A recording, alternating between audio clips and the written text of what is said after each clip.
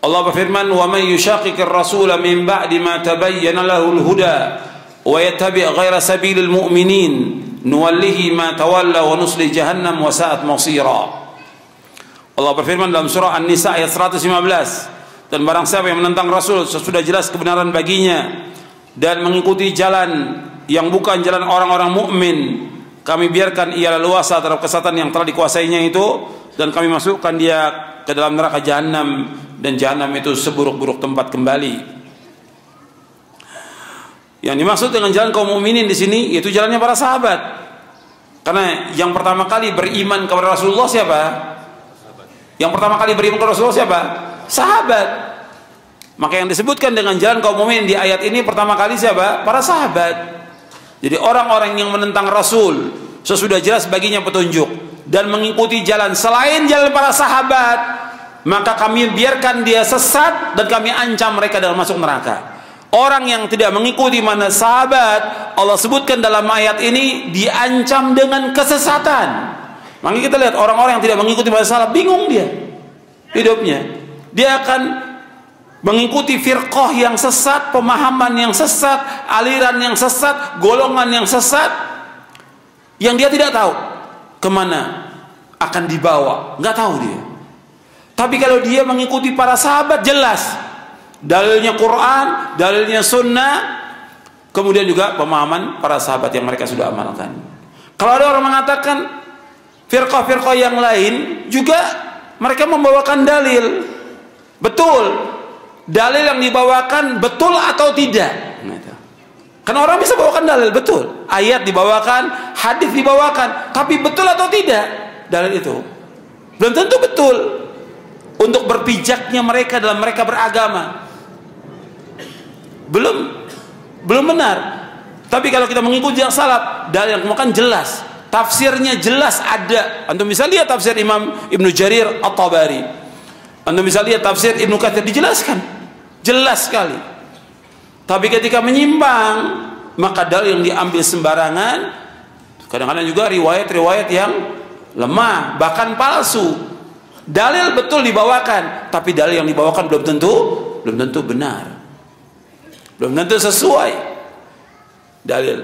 Jadi kalau mereka kata mereka juga pakai dalilnya lihat tuh benar atau tidak. Kemudian bagaimana penjelasan para ulama tentang dalil itu, dan bagaimana penjelasan para ulama tentang hadis itu, syarahnya gimana, harus jelas. Kalau tidak, ya sesat. Seperti yang kita lihat sekarang ini, banyak umat yang sesat, bingung dia. Karena apa? Nggak tahu kemana dibawa oleh para dai-nya, para ustadznya. Makanya yang harus kita jelaskan dengan dalil, dan para sahabat mengemukakan semua dengan hujjah, dengan dalil. Di sini disebutkan orang yang mengikuti jalan selain jalan yang para sahabat, maka mereka diancam dengan kesesatan.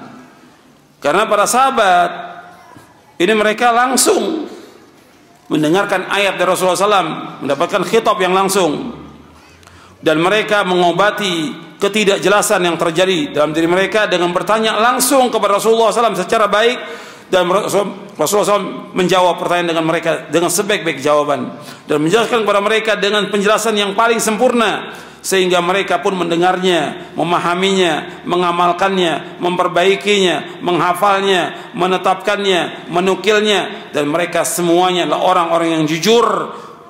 Mereka memiliki keutamaan yang agung atas kita, sebab karena mereka lah dihubungkan tali kita dengan tali Nabi Muhammad sallallahu alaihi wasallam dengan pertolongan Allah Subhanahu wa taala, atau dengan tali Allah Subhanahu wa taala.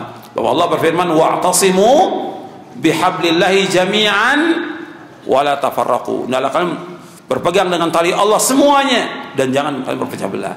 Berpegang dengan tali Allah, ya berpegang dengan Al-Quran dan Sunnah Nabi menurut pemahaman para sahabat radhiyallahu anhum ajma'in. Ayat ini menunjukkan bahwa menyalahi jalannya kaum mukminin sebagai sebab seorang akan terjatuh dalam jalan-jalan kesesatan dan diancam dengan masuk neraka. Ayat ini juga menunjukkan bahwa mengikuti Rasulullah SAW adalah sebesar-besar prinsip dalam Islam yang mempunyai konsekuensi wajibnya umat Islam untuk mengikuti jalannya kaum mukminin. Sedangkan jalan kaum mukminin pada ayat ini adalah keyakinan, perkataan dan perbuatan para sahabat radhiyallahu anhum ajma'in. Karena ketika turunnya wahyu, tidak ada orang yang beriman kecuali para sahabat. Seperti firman Allah Ta'ala, "Amanar rasulu bima unzila ilaihi min rabbih wal mu'minun." Ya, Rasul Muhammad telah beriman kepada apa yang diturunkan Allah kepadanya, itu Al-Quran dari Rabbnya. Demikian juga orang-orang yang beriman. Yang dimaksud orang beriman di sini siapa? Para sahabat radhiyallahu anhum ajma'in. Jadi ayat ini menunjukkan bahwa mengikuti jalan para sahabat dalam memahami syariat adalah wajib, dan menyalahinya adalah kesesatan.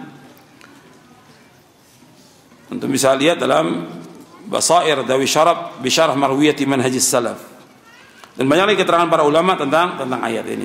Jadi mengikuti para sahabat hukumnya wajib dengan dasar ayat Al-Quran, dan dalilnya banyak di buku ini. Saya pikir cukup karena nggak semua bisa dijawab. Mudah-mudahan bermanfaat buat kita semuanya kajian ini, dan antum baca lagi di rumah.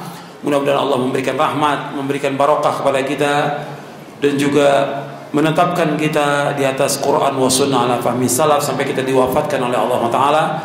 Kurang lebihnya saya mohon maaf. Wassalamualaikum Muhammadin sallallahu alaihi wasallam. Subhanakallahumma bihamdik asyhadu an la ilaha illa anta astaghfiruka wa atubu ilaik. Assalamualaikum warahmatullahi wabarakatuh.